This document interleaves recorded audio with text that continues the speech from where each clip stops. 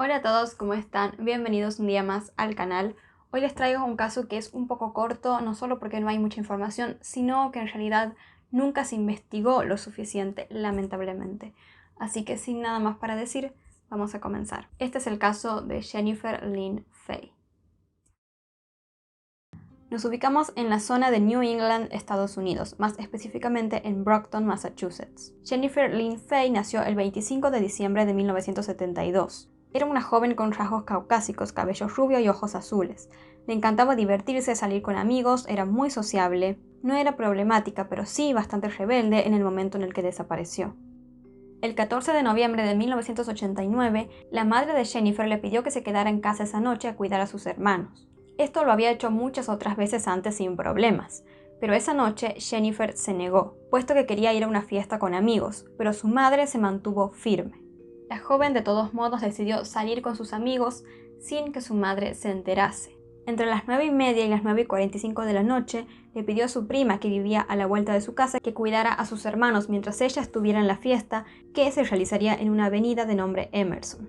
La hermana de Jennifer le rogó que no saliera, era casi como si supiera que algo iba a suceder, pero ella no le prestó atención. Su prima llegó a las 10 de la noche y Jennifer salió de la residencia. A pesar de los inconvenientes que había tenido con su madre, parecía estar de muy buen humor esa noche. Unos minutos después de haber salido, regresó a su casa para buscar una chaqueta de su habitación. Finalmente salió vestida con una blusa morada, una chaqueta de seda negra con parche de la banda Iron Maiden, un peto y zapatillas blancas. La joven inicialmente fue junto con un amigo a la casa de una amiga en común, que quedaba cerca de la suya, pero esta no se encontraba allí. La madre de la niña se negó a dejarla entrar, puesto que dijo que Jennifer olía a licor y parecía estar un poco borracha. Los jóvenes entonces se fueron de allí y se dirigieron a una tienda local al final de la calle de la casa de Jennifer. Ella entró a la tienda, pero su amigo comenzó a no sentirse muy bien y se fue a su casa mientras ella estaba adentro. Al rato, la madre de Jennifer llamó a su casa para ver cómo estaban los niños.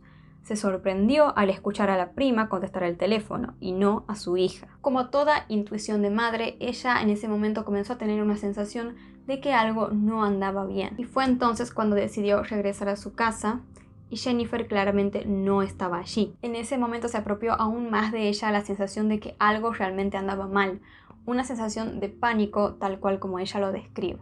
Pasaron las horas, ya casi amanecía y Jennifer no solo no había regresado a su casa, sino que tampoco había rastros de ella. Su amigo, al parecer, era la última persona que la vio cuando ingresó a la tienda cercana a su casa. Jennifer fue reportada como desaparecida a la mañana siguiente tras no haber regresado a casa de la fiesta. El amigo que la vio por última vez no fue considerado inicialmente sospechoso de su desaparición. Las autoridades pensaron originalmente que Jennifer se había escapado de casa, puesto que ya lo había hecho antes, pero nunca se había ido por mucho tiempo y siempre se había mantenido en contacto con sus padres. Ella, como les conté, es descrita como una persona muy sociable que, según los informes, estaba feliz con su vida en 1989, lo que hacía más improbable que se haya ido por voluntad propia. Al parecer, algunos de sus amigos estaban involucrados en las drogas y posiblemente otras actividades ilegales. Muchos de ellos no colaboraron con la policía durante la investigación inicial, de hecho se llamaron al silencio. Pero la realidad era que tampoco estaba habiendo mucha investigación. La madre de Jennifer dijo que la policía siempre estaba considerando a su hija como una fugitiva y no hubo una búsqueda inmediata como realmente se había necesitado. Su madre también cuenta que pasaron 3 años hasta que los detectives realmente comenzaron a preguntarse por Jennifer.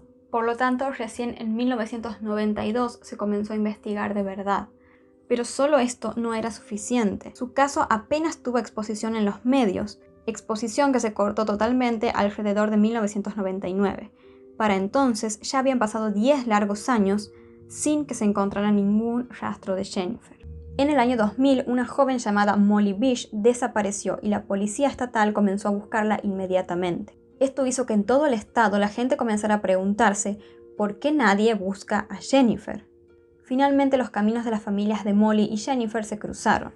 A través de la fundación Molly Bish, la madre de Jennifer se asoció con un grupo de investigadores privados que, hasta el día de hoy, todavía están trabajando en el caso.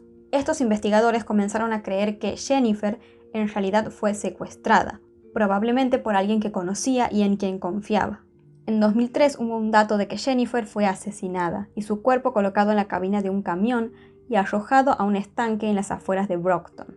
Las autoridades registraron dicho estanque, pero no encontraron evidencia alguna. Y rápidamente el equipo desarrolló una pista de que Jennifer podría estar viva y viviendo en Corpus Christi, puesto que había una mujer viviendo allí que parecía no tener antecedentes verificables antes de la desaparición de Jennifer. Además, una revisión de las fotos de su licencia de conducir mostraban un parecido notable entre la apariencia de Jennifer de 1989 y cómo luciría años después. Entonces, su madre y el equipo de investigación volaron inmediatamente hasta allí. La madre fue quien se dirigió hasta la casa de la mujer y habló con ella. El equipo simplemente grabó en video el intercambio desde el otro lado de la calle. Unos minutos más tarde, luego de hablar con la mujer, la madre de Jennifer se dio la vuelta y caminó por el camino de entrada de la casa. Las lágrimas fluían por su rostro, puesto que se había dado cuenta que esta mujer no era su hija. Al día de hoy, lamentablemente, no hay evidencia de que Jennifer siga viva. Pronto el equipo desarrolló una lista de lugares alrededor de Brockton donde el cuerpo de Jennifer pudo haber sido desechado, y en colaboración con la policía estatal organizaron búsquedas masivas con voluntarios y perros de cadáveres. Habían pasado años después del hecho, pero finalmente Jennifer estaba recibiendo la búsqueda que se merecía. Sin embargo, estas búsquedas terminaron finalmente no arrojando nada. Un día, un testigo que ubica a Jennifer decidió hablar. Dijo que vio a la joven en Broad Place, un pequeño callejón cerca de Broad Street en Brockton. Por aquel momento el testigo era adolescente y se encontraba viviendo en ese lugar. Le dijo al equipo que mientras se escondía entre los arbustos, vio a Jennifer hablando con alguien en una camioneta marrón, y que ella se acercó por el lado del pasajero. El equipo de investigadores dicen que es muy probable que haya habido más de una persona en ese camión. Y este testigo podría ser realmente la última persona que vio a Jennifer Lynn Fay. Los investigadores dicen que 2 camionetas pick-up marrones fueron propiedad de jóvenes de ese barrio. Encontraron a uno de estos, pero el segundo camión, como Jennifer, también desapareció. Los detectives señalan además que no había ningún tipo de razón para que esta camioneta desaparezca. No había sido vendida, no se volvió a registrar por ningún lado, simplemente desapareció al poco tiempo de la desaparición de Jennifer. La familia de la joven, así como también el equipo de investigadores, están convencidos de que la respuesta a todo este caso está en alguna parte de Brockton, y sobre todo dentro del círculo de amigos de Jennifer. El ahora investigador privado en el caso sigue manteniendo en la mira a los amigos más cercanos de Jennifer, con quien ella debía estar la noche en la que desapareció, puesto que se siguen negando a responder preguntas. De hecho, cree saber qué fue lo que le ocurrió a Jennifer y quiénes son los involucrados. Pero sin encontrarla a ella o a sus restos, o sin que nadie se presente y dé información de primera mano, el investigador dice que es extremadamente difícil poder cerrar de esta manera el caso.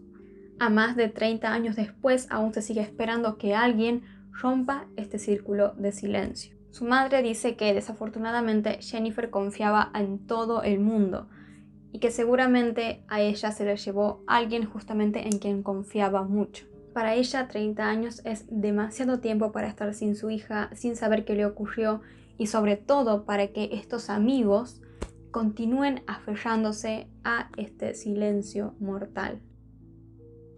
En el año 2012, familiares y amigos organizaron una vigilia para recordar a Jennifer, caminando por las calles donde se la vio por última vez. También se dieron a conocer estas 2 imágenes sobre cómo luciría Jennifer, en una a sus 37 años y ahora a sus 49 años de edad. Hay una página de Facebook con su nombre, Jennifer Lynn Fay, que permanece siempre muy activa incluso hasta el día de hoy.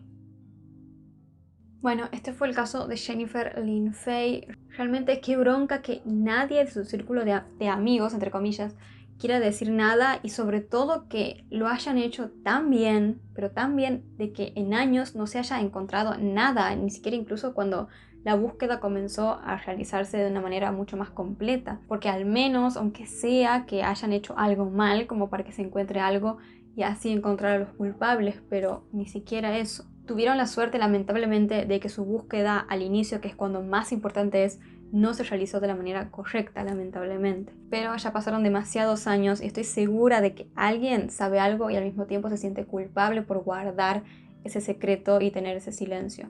Así que esperemos que al menos se decida alguien a hablar para que esta madre pueda saber qué ocurrió con su hija. Este fue el video de hoy. Si les gusta este tipo de contenido, los invito a suscribirse al canal y activar la campanita de notificaciones para que YouTube les avise cada vez que suba un nuevo video. Les voy a estar dejando como siempre por acá mi cuenta de Instagram, por acá un botón para que puedan suscribirse y por acá videos recomendados para ustedes. Y recuerden que siempre es importante en estos casos de desapariciones sin resolver, aunque hayan pasado muchos años, no importa, compartir fotos, compartir información. Está la página de Facebook donde también pueden compartir desde ahí cosas. Y si se sienten más cómodos también pueden compartir este video.